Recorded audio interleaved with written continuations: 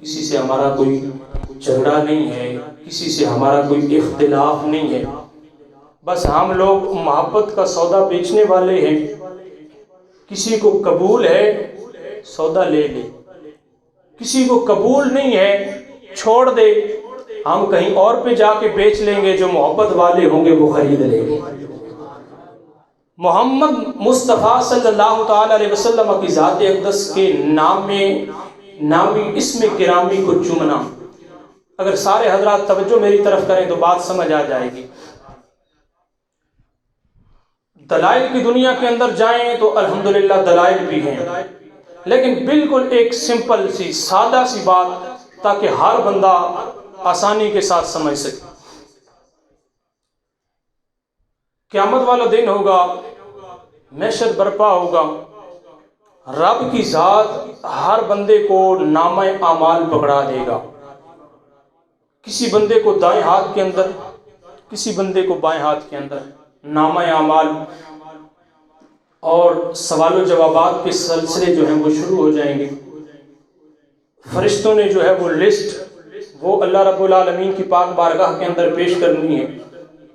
رب تعالیٰ پوچھے گا تو نے یہ گناہ بھی کیا ہے، یہ گناہ بھی کیا ہے، یہ گناہ بھی کیا ہے۔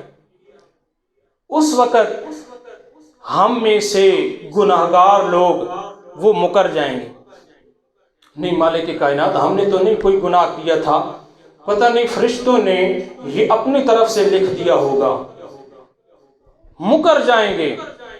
رب کی ذات نے زبانوں پہ منہ پہ تالا لگا دینا ہے، بند کر دینی ہے، مہر لگا دینی ہے کہ زبان کے ساتھ آپ نہیں بول سکتے۔ رب تعالیٰ نے ہر عضو کو زبان عطا فرما دے گا۔ اگر آپ توجہ کریں گے تو بات آسانی کے ساتھ سمجھ آ جائے گی۔ رب کی ذات نے ہر عضو کو کیا کرنا ہے؟ زبان عطا کر دینی ہے۔ ہاتھوں کو زبان مل جائے گی، مالک کائنات میری وجہ سے اس بندے نے فلاں گناہ کیا ہے، میں نے انہی ہاتھوں سے کسی غیر محرم کو چھوا ہے، کسی غیر محرم کو پکڑا ہے۔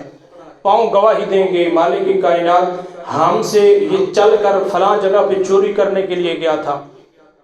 کان گواہی دیں گے مالک کائنات ہم سے یہ جو ہے وہ گندی اور غلیظ باتیں سنا کرتا تھا، گانے سنا کرتا تھا۔ آنکھیں گواہی دیں گی خالق عز و جل ہم سے یہ غیر محرم عورتوں کو دیکھتا تھا، فحشی کی چیزیں دیکھتا تھا۔ اب میرے جملے ضائع نہ کیجئے گا، اللہ کی ذات ہاتھوں کو زبان عطا فرمائے گا، ہاتھ بولیں گے، ہاتھ کے انگوٹھے بولیں گے۔ مالک کائنات جس وقت بھی تیرے حبیب کا نام آتا تھا محبت کی وجہ سے یہ چوم کے اپنی آنکھوں پہ لگا لیا کرتا تھا۔